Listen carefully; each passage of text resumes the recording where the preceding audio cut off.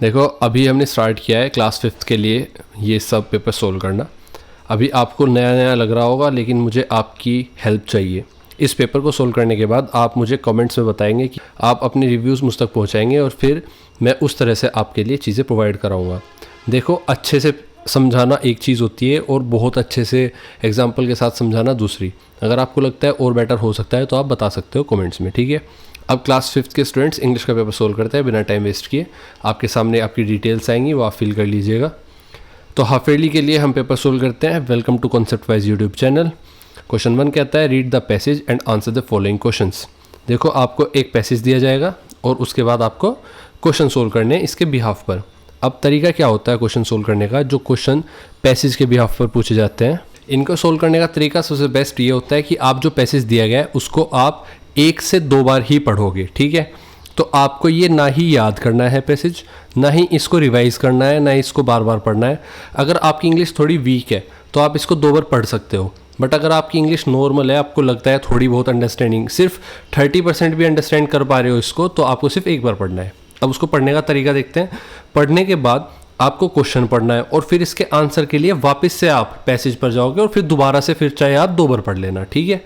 इस तरह से पढ़ना होता है। तो क्वेश्चन पढ़ने से पहले आपको पैसेज कितनी बार पढ़ना है? सिर्फ 1 बार और मैक्सिमम 2 बार। Rekha was a girl of 12। She was good at studies but she often came late to school. तो रेखा जो कि 12 साल की है वो पढ़ाई में अच्छी है, but she often came late to school. School जाने में वो हमेशा लेट हो जाती है। Her teachers told her again and again that she must be punctual. उसके टीचर्स उसको हमेशा कहते हैं कि उसको हमेशा पंक्चुअल टाइम पर स्कूल आना चाहिए। But she never learn to be punctual. पर उसने कभी भी पंक्चुअल रहना नहीं सीखा। Once Rekha was to appear for an important exam. एक बार रेखा अपियर हुई एक इम्पोर्टेंट एग्जाम के लिए। The top 10 students who would pass the examination were to be given a scholarship of 300 rupees per month. तो जो टॉप 10 बच्चे रहेंगे जो टॉप करेंगे एग्जाम में, उनको क्या दी जाएगी? 300 रुपीज़ की स्कॉलरशिप दी जाएगी per month. Rekha was very keen to win the scholarship. Rekha बड़ी चाहती थी कि वो जीते इस स्कॉलरशिप को। But she reached 20 minutes late on the day of the examination. लेकिन हुआ क्या कि वो 20 मिनट लेट पहुंची एग्जामिनेशन के दिन पर, ठीक है। इसके बाद she could not complete her paper and all her hopes were dashed. तो उसके बाद वो पेपर कंप्लीट नहीं कर पाई और उसकी सारी होप मिट्टी में मिल गई। The lesson that she learn that day was to do things on time. उस दिन उसने ये सीखी कि सब काम टाइम पर करने चाहिए। इसके भी पर क्वेश्चंस देखते हैं। आपके सामने पहला क्वेश्चन है suggest a suitable title for the story. तो रेखा के बारे में स्टोरी थी और किसके बारे में स्टोरी थी? स्टोरी थी कि पंक्चुअल रहना चाहिए, टाइम पर चीज़ें ख़त्म करनी चाहिए, टाइम पर होना चाहिए सब कुछ। तो टाइटल हमेशा शॉर्ट और स्टोरी के मेन आइडिया पर। शॉर्ट ये लिख लेते हैं। टाइटल जो होगा आपके पैसेज का हमेशा याद रखना, टाइटल हमेशा शॉर्ट और स्टोरी के मेन आइडिया को बताता हो, ठीक है। शॉर्ट और मेन आइडिया पर फोकस्ड हो। तो मेन आइडिया क्या था? टाइम पर चीज़ें करना। यह मेन आइडिया पंक्चुअलिटी थी, ठीक है। तो आपका टाइटल क्या होगा? द वैल्यू ऑफ, आप लिख सकते हो कि इसकी क्या वैल्यू है, द वैल्यू ऑफ पंक्चुअलिटी, ठीक है। नेक्स्ट क्वेश्चन देखते हैं। Y was Rekha keen to appear for the exam. वो इतनी ज़्यादा पेपर पर पहुंचने के लिए क्यों, एक तरह से कह लो आप कि वो डेडिकेटेड क्यों थी? Y was Rekha keen to appear for the exam. वो एग्जाम क्यों देना चाहती थी? क्योंकि जो टॉप 10 स्टूडेंट्स एग्जाम पास करेंगे उनको स्कॉलरशिप मिलनी थी। रेखा स्कॉलरशिप जीतना चाहती थी, इसलिए वो एग्जाम देना चाहती थी। तो आप आंसर लिखेंगे Rekha was keen to appear for exam because she wanted to win this scholarship. Scholarship कितने की थी? Scholarship of 300 rupees per month, ठीक है। नेक्स्ट क्वेश्चन तक बढ़ता है। क्वेश्चन नंबर 3 पैसेज के बिहाफ पर। The examination started at 9 AM। तो सुबह 9 बजे एग्जामिनेशन स्टार्ट होना था। At what time did Rekha reach the exam hall. तो किस टाइम रेखा एग्जाम हॉल पर पहुंची? तो जैसे कि आपने पैसेज में पढ़ा था कि लास्ट में कहा गया था कि but she reached 20 minutes late, 20 minutes late. और पेपर कितने बजे स्टार्ट हो गया था? 9 बजे। तो 9:20 मिनट लेट पहुंची। 9 बजे एग्जाम स्टार्ट हुआ तो 9 + 20 मिनट्स कितना हो जाएगा? 9:20 पर वो पहुंची। तो इसको आप क्या लिखेंगे कि Rekha reach the exam hall at 9:20 AM। Next question तक बढ़ते हैं। What important value did Rekha learn. तो कौन सी वो इंपॉर्टेंट वैल्यू थी जो रेखा ने सीखी। यहाँ से उसको सीख क्या मिली, उसने सीखा कि हमेशा टाइम पर काम करना चाहिए। तो इसको आप कैसे लिखोगे, Rekha learn the importance of doing things on time. ठीक है, नेक्स्ट क्वेश्चन तक बढ़ते हैं। Question number 5, find the words from the passage that mean to be in time. To be in time, तो कौन से वो वर्ड हैं पैसेज में जो टाइम को दर्शाते हैं। तो पैसेज में पंक्चुअल वर्ड यूज हुआ है, इसका मतलब होता है टाइम पर रहना। ठीक है, तो word is punctual. Question number 2 पर आते हैं। Answer the following questions. What is पापा सर्चिंग फॉर। तो पापा क्या सर्च कर रहे थे। अब ये आपकी क्लास से, आपके सिलेबस से डायरेक्ट क्वेश्चंस है। तो व्हाट इज पापा सर्चिंग फॉर, तो पापा क्या सर्च कर रहे थे। तो पापा अपने स्पेक्टिकल्स ढूंढ रहे थे, अपने गोगल्स ढूंढ रहे थे। ठीक है, तो ग्लासेस ढूंढ रहे थे, आप क्या लिखोगे, पापा is searching for his spectacles. Next question, why did everyone laugh at the end of the story. तो सब लास्ट में हंस क्यों रहे थे, एंड में सबको फनी लगा क्योंकि पापा अपने ही हेड पर चश्मा पहने बैठे थे और उसे ढूंढ रहे थे। तो आप लिखोगे कि एवरीवन लाफ्ड बिकॉज पापा was wearing spectacles on his head while searching for. जब वो उसको ढूंढ रहे थे स्पेक्टिकल्स ग्लासेस को अपने, तो वो अपने सिर पर ही उनको पहने रखे थे, तभी इसलिए सब हंस रहे थे। क्वेश्चन सी पर आते हैं। Why do you think the poet finds the rainbow more beautiful then ships and bridges. तो क्यों पोएट रेनबो को ज़्यादा सुंदर मानता है, किससे, शिप्स से और ब्रिजेस से। तो देखते हैं। The poet basically rainbow naturally बनता है, एक तो आपको पता है रेनबो इस तरह से बनता है, 7 कलर्स इसमें दिखते हैं। ठीक है, अब आपको 7 कलर्स के 7 कलर्स तो नहीं मैं दिखा सकता, लेकिन इसमें अवेलेबल है वो इमेज, जैसे ये रेनबो दिखाया गया है। ठीक है, तो इस तरह से रेनबो बनता है। तो कहा है पोएट को रेनबो ज़्यादा पसंद क्यों था।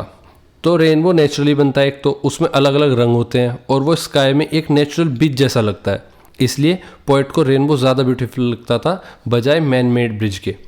तो आप लिखोगे the poet finds the rainbow more beautiful because it is natural, colourful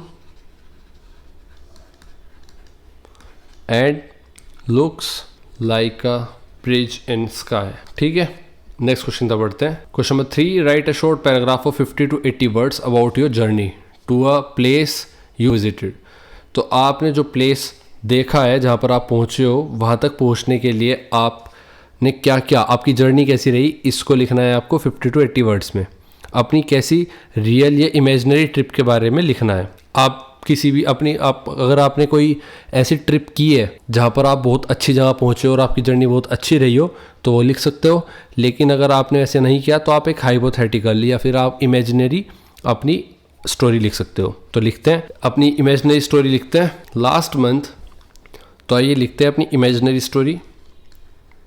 last month, पिछले मंथ की बात है। I went to Agra with my family. ठीक है, वी ट्रेवल्ड बाई ट्रेन, हम ट्रेन से गए थे। पिछले महीने मैं अपने घर वालों के साथ आगरा गया था। I was very excited. ठीक है, और टू सी द ताजमहल, किस लिए एक्साइटेड थे, to see the one and only Taj Mahal. It look very beautiful and white like pearl. It look very beautiful and white like pearl. Pearl पता है आपको, काफ़ी सफ़ेद मोती होता है जो समुद्र से मिलता है। Like pearl. We click many photos. तो आप अपनी जर्नी के बारे में बता रहे हो तो सब कुछ लिखोगे। We click many photos and enjoyed delicious food. ठीक है, it was a wonderful journey. It was a wonderful journey and I will always remember it, and I will always remember it. ठीक है, तो आप इस तरह से अपनी स्टोरी लिख सकते हैं और चाहें तो स्क्रीनशॉट ले सकते हैं। नेक्स्ट क्वेश्चन की तरफ बढ़ते हैं। Question number 4, write the opposites of given words in the space provided. Your answer must begin with letter S. तो आपको ऐसे वर्ड लिखने हैं जो एस से स्टार्ट हो और जो गिवन वर्ड है उसके ऑपोजिट हो। जैसे फास्ट का ऑपोजिट स्लो, और ये स्लो वर्ड एस से स्टार्ट होता है। रफ का ऑपोजिट होता है स्मूथ, तो आप क्या लिखोगे, एस से स्टार्ट होने वाला वर्ड स्मूथ। रफ मतलब होता है खुरदुरा, स्मूथ मतलब बिल्कुल चिकना, और फास्ट तेज, स्लो आराम से। क्वेश्चन 5 पर आते हैं, rearrange the word into meaningful sentences. तो आपको ये वर्ड रीअरेंज करना है और इस सेंटेंस को मीनिंगफुल बनाना है। तो should always we help poor the, तो आपको पता है सब्जेक्ट सबसे पहले लिखा जाएगा वी, फिर आपको पता है मॉडल्स या वर्ब एडवर्ब लगते हैं, तो we should always help the poor, we should always help the poor, हमें हमेशा गरीब की सहायता करनी चाहिए। Next question, question number 6, underline the adverb from the following sentence. Adverb क्या होता है, देखो वर्ब होता है वो वर्ड जिससे हमें ये समझ में आए कि कोई काम हो रहा है, जैसे प्ले, ईट। अब इसकी विशेषता मतलब इसकी स्पेसिफिकेशन बताता है, जैसे आप खेल कैसे रहे हो, अच्छा खेल रहे हो, तेज़ खेल रहे हो, स्लो खेल रहे हो, खाना कैसे खा रहे हो, तेज़ खा रहे हो, स्लो खा रहे हो। तो जो वर्ड है जैसे फास्ट, स्लो, ये शब्द कैसे होते हैं, ये वर्ब की विशेषता बताते हैं, तो ये क्या कहलाते हैं, एडवर्ब। तो I usually wake up at 6 AM, तो आपने देखा कि वेक वर्ड क्या है, वेक मतलब जागना, तो वेक क्या हुआ, अपने आप में वर्ब हुआ। अब इसको विशेषण मतलब इसकी विशेषता कौन बता रहा है, यूजुअली। तो यहाँ पर पहले सेंटेंस में हमारा एडवर्ब कौन हुआ, यूजुअली। तो ऑप्शन ए का आंसर हुआ यूजुअली, और बी का answer my brother rarely eat sweets. तो ईट यहाँ पर वर्ब हुआ, और एडवर्ब क्या होगा जो ईट के बारे में बता रहा है, तो रेयरली मतलब कभी कभी, बहुत कम। तो रेयरली अपने आप में क्या हुआ, एडवर्ब, और यहाँ पर यूजुअली एडवर्ब हुआ। ठीक है, तो हमारे आंसर क्या हुआ, usually and rarely, usually and rarely. ठीक है, ये दोनों आंसर हुए। क्वेश्चन 7 पर आते हैं, राइट द होमोफोन ऑफ। देखो होमोफोन नाम से ही दिख रहा है, फोन मतलब और होमो मतलब एक जैसा, फोन मतलब आवाज़। तो ऐसा शब्द लिखना है जो सेम साउंड प्रोड्यूस करे। ये नाइट है, तो एक नाइट तो ये होता है, और एक नाइट होता है आपका रात वाला नाइट। तो दोनों की साउंड क्या है, सिमिलर है, इसको भी नाइट बोलते हैं, इसको भी नाइट। तो ये अपने आप में क्या होंगे, एक दूसरे के होमोफोन होंगे। ठीक है, होमोफोन वो वर्ड होता है जो बोलने में सिमिलर होता है, मीनिंग और स्पेलिंग अलग हो सकती है। Question 8, encircle the word that is spelled correctly. तो इस पर सर्कल करना है आपको वो वर्ड जो बिल्कुल सही स्पेलिंग लिखी है जिसकी। तो ऑप्शन ए, बलून की स्पेलिंग में डबल एल आता है, डबल ओ आता है, यहाँ पर सिर्फ एक ओ है, डबल एल है, यहाँ पर दोनों ओ डबल है, और एल भी डबल है, ओ भी डबल है। तो ऑप्शन ये आपका सर्कल कर दो आप इसको। ठीक है, दूसरा स्पेक्टिकल्स, स्पेक्टिकल्स, स्पेक्टिकल्स। तो आपको पता है स्पेक्टिकल्स में पी के बाद ई आता है और टी के बाद ए, तो आपका ये वाला ऑप्शन बिल्कुल सही होगा। और सी की जगह के की जगह सी आता है, तो यहाँ पर पी के बाद ए आया, ई नहीं आया, तो इसलिए गलत, और यहाँ पर सी की जगह के आया, इसलिए गलत, लेकिन यहाँ पर सब ठीक रहा। क्वेश्चन नंबर 9 पर आते हैं, rearrange the jumbled letters to form the correct words. तो आपको जो वर्ड्स दी गए हैं इसको अरेंज करके कुछ मीनिंगफुल वर्ड बनाना है। तो जैसे आपको दिख रहा है यहाँ पर LOBW, तो आप B को पहले लिखोगे, OWL क्या बन गया आपका, बाउल। बाउल मतलब कटोरा, ये आपका बाउल हुआ। और यहाँ पर ESVIRE, आर, आपको क्या दिख रहा है, आर दिख रहा है, V दिख रहा है, कोई एक ऐसा वर्ड जिसमें डबल आर आता हो, तो आपको पता है रिवर्स, ये वर्ड बन जाएगा आपका। क्वेश्चन नंबर 10 पर आते हैं, the fill in the blanks with the correct word from the bracket. Bracket में आपको वर्ड दिए गए हैं दो, उनमें से कोई एक सही है जो यहाँ पर फिट बैठेगा।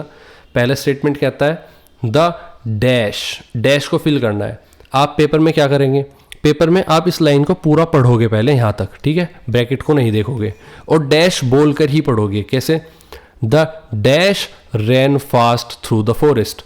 तो हमें एक अंडरस्टैंडिंग डेवलप हुई क्या, कि डैश जो है ये कुछ ना कुछ तो ऐसा है जो तेज फास्ता है, भागता है जंगल से। तो द डैश, तो द हेयर और द हेयर, तो ये तो बाल वाला हेयर हो गया, ठीक है, जिसको जो हमारे सिर पर होते हैं, बाल वाला हेयर। और जो दूसरा हेयर है वो क्या है, the hare ran fast through the forest. तो हेयर क्या है, ये एनिमल हो गया, ठीक है। तो हेयर एक तरह का एनिमल है जो रेबिट जैसा दिखता है, तो वो क्या है, तेज़ भागता है, उसी की बात कर रहे हैं यहाँ पे। तो बाल तो आपका आएगा नहीं। अब आपको नहीं भी पता हेयर क्या होता है तो भी आप साफ देख सकते हो कि ये वाला आंसर नहीं होगा, तो यही बचा। दूसरा स्टेटमेंट कहता है द बस। अब आपको बताया मैंने कैसे पढ़ना है अपना स्टेटमेंट, ये अपनी लाइन कैसे पढ़नी है फिल इन द ब्लैंक्स के लिए। डैश को आप डैश बोल कर ही पढ़ोगे पूरा। The bus dash is hire in the morning. तो बस का जो बस है डैश ये हायर रहता है मॉर्निंग में, मतलब मॉर्निंग में ज़्यादा रहता है। तो फेयर या फेयर, तो आपको पता है कि जो फेयर है और फेयर है इसमें क्या अंतर है। तो एक है मेला और एक है किराया। तो जो बस का किराया है, किराया कौन सा होता है, फेयर। ये वाला आपका सही है, फेयर गलत है क्योंकि ये मेले की बात की जा रही है। She tied a dash in the ribbon. तो tied a dash in the ribbon, उसने बांधा रिबन में। तो रिबन में क्या बांध सकते हैं, नोट। नोट का मतलब है गांठ। तो आपकी जो नोट बनती है वो टाई में बनती है, ना कि नोट। ये नोट क्या है, जो हम लिखते हैं, राइट करते हैं, वो नोट है कोई कुछ चीज़ लिखना। डी स्टेटमेंट कहता है the dash slept under a tree. तो the dash slept under tree, tree के छाव में कौन सोया, ट्री के नीचे, डियर या डियर। तो आपको पता है डियर एक जानवर है, वो सोया होगा ऑब्वियसली, क्योंकि ये वाला डियर हम प्रिय के लिए यूज़ करते हैं, किसी का नाम से पहले जब कहते हैं वो प्रिय, तो वो डियर वाला ये है। क्वेश्चन नंबर 11 पर आते हैं।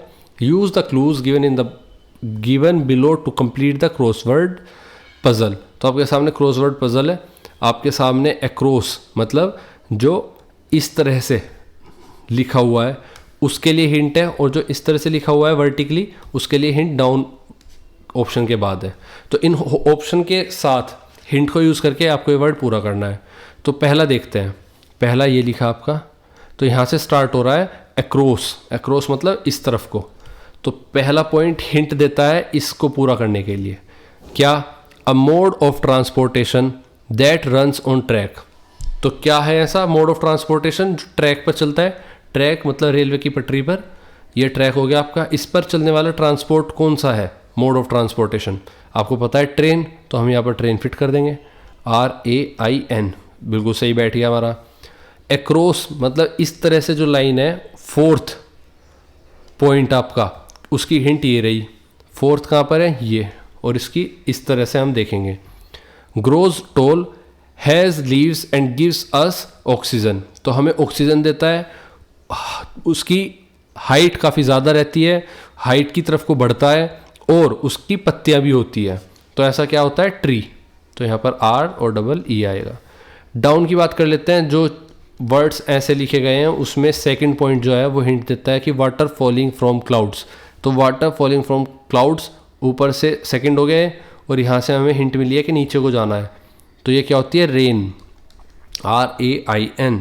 और इसी तरह से डाउन में थर्ड पॉइंट है आपका जो ऊपर से नीचे जा रहा है, और थर्ड पॉइंट ये रहा आपका, यहाँ से नीचे जाएगा। तो a fruit that keeps the doctor away. तो एप्पल जो हमें डॉक्टर से अलग रखता है, और ये एप्पल बन गया पूरा, ठीक है, ये आपका एप्पल बन गया। इस तरह से आप सोल्व करोगे। Last but not least, question number 12, look at the picture and right 5 sentences about the rainbow. 5 marks का आपका क्वेश्चन है, ध्यान से आपको 5 लाइनें, कम से कम 5 लाइनें लिखनी है रेनबो के बारे में। तो आप पहला पॉइंट लिखोगे, अ rainbow appears after the rain. हमेशा आप देखना रेनबो सिर्फ रेन के बाद ही दिखेगा, क्योंकि ये इफेक्ट तब आता है जब हवा में बहुत ज़्यादा मोटी ड्रॉपलेट्स हो, और ड्रॉपलेट्स कब रहती है, बारिश के बाद, आफ्टर द रेन, इसलिए लिखा है अ rainbow appears after the rain. Second point लिख सकते हो आप, it is colourful and beautiful. Third point लिखेंगे आप कि ये इसके अंदर 7 कलर होते हैं, it has 7 colours. Fourth point आप लिखेंगे, it looks like a big bridge in the sky. It looks like a bridge in the sky. Next point लिखेंगे आप, फिफ्थ पॉइंट, अ रेनबो मेक्स एवरीवन हैप्पी। अ rainbow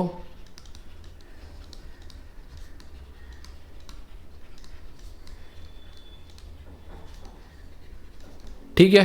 तो इस तरह से आप अपना आंसर कंप्लीट करेंगे। तो आई होप आपको अच्छा लगा होगा और पेपर की सारी बातें समझ में आई होंगी जो मैंने समझाई। इसी तरह से आपका पेपर आएगा और आपको इसकी प्रैक्टिस करनी है ज़्यादा से ज़्यादा बार वीडियो देखकर। अगर आपको इस क्वेश्चन पेपर की PDF चाहिए तो टेलीग्राम का चैनल का लिंक आपको डिस्क्रिप्शन में दे दिया गया है, आप वहाँ से देख सकते हैं। और अगर आप मुझे जानना चाहते हैं और मेरी लाइफ देखना चाहते हैं तो एक हमारे पास मैंने एक ब्लॉग चैनल स्टार्ट किया है, उस पर मैं आपसे कनेक्ट करूँगा और आप मेरे बारे में जान सकते हो और मैं जो भी वैल्यू प्रोवाइड कराऊँगा आप मेरी बातें सुन सकते हो। ठीक है, काइंड ऑफ व्लॉग चैनल आप कह सकते हो।